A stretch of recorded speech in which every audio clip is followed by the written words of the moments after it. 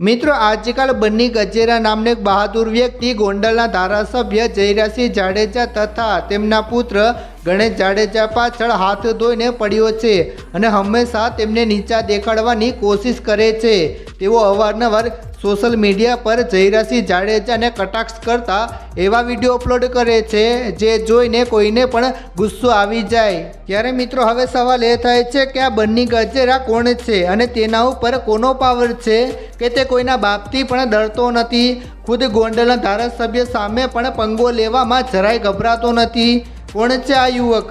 મિત્રો તમે પણ જાણવા માગો છો ને તો ધ્યાનથી આ વિડીયો અંત સુધી જરૂર જુઓ। શરૂઆત કરીએ તે પહેલાં એક લાઈક જરૂર કરજો। મિત્રો બન્ની ગજેરાનું પૂરું નામ છે બન્ની ભાવિનભાઈ ગજેરા અને તેઓ પાટીદાર સમાજમાંથી આવે છે અને હાલ તેઓ ગોંડલના રહેવાસી છે। ઇન્ટરનેટ પર ઉપલબ્ધ માહિતી પ્રમાણે તેઓ પાટીદાર સમાજના યુવા નેતા છે। નિખિલભાઈ દોંગાના સૌથી મોટા સપોર્ટર છે।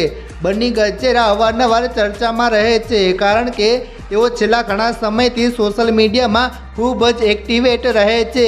હાલ તેમને ઇન્સ્ટાગ્રામ પર 33K ફોલોવર છે જ્યારે ફેસબુક પર 66K ફોલોવર છે તથા યુટ્યુબ પર 14,000 જેટલા સબસ્ક્રાઈબર છે। મિત્રો યુટ્યુબ પર તેઓ લગભગ 5 વર્ષથી કામ કરે છે અને સત્યને લગતા વિડીયો બનાવે છે।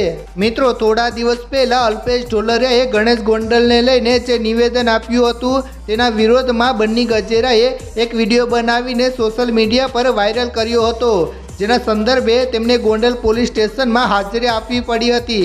ત્યારથી બન્ની ગજેરા વધારે ચર્ચામાં આવ્યા છે। પોલીસ પૂછપરછ બાદ બન્ની ગજેરાએ કહ્યું હતું કે અલ્પેશ ઢોલરિયાએ એવું નિવેદન આપ્યું હતું કે ગોંડલની સીટ પર કોઈની લાર ટપકતી હોય તો હજુ 30 વર્ષ સુધી અહીંનો ધારાસભ્ય ગણેશ જાડેજા રહેશે અને અમે તેને ખંભે બેસાડીને ધારાસભ્ય બનાવીશું। તેમના નિવેદન આપ્યા બાદ મેં નિવેદન આપ્યું હતું અમે ગોંડલમાંથી પટેલ સમાજના યુવાનને ધારાસભ્ય બનાવીશું। આ વાતને લઈને પોલીસ મારા ઘરે આવે છે, તપાસ કરે છે, ફોટા પાડે છે અને બીજા દિવસે મને હાજર થવા જણાવ્યું। ત્યારે બીજા દિવસે હું મારા વકીલને લઈને પીઆઈ પાસે પહોંચ્યો।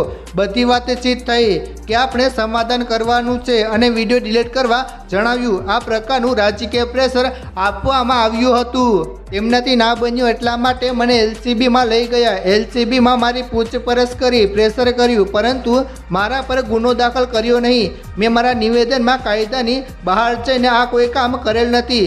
ભારતમાં વાણી સ્વતંત્રનો અધિકાર છે તે પ્રમાણે મને જે સાચું લાગ્યું તે હું બોલ્યો છું। હવે ચાલો મિત્રો આપણે જાણીએ કે બન્ની ગજેરા જે નિખિલ દોંગાના સપોર્ટર છે તે નિખિલ દોંગા કોણ છે। મિત્રો નિખિલ દોંગાએ વર્ષ 2003થી ગુનાખોરીની દુનિયામાં પગ મૂક્યો હતો તેમજ તેણે ગોંડલમાં યુદ્ધ એચ કલ્યાણ ગ્રુપની સ્થાપના કરી હતી।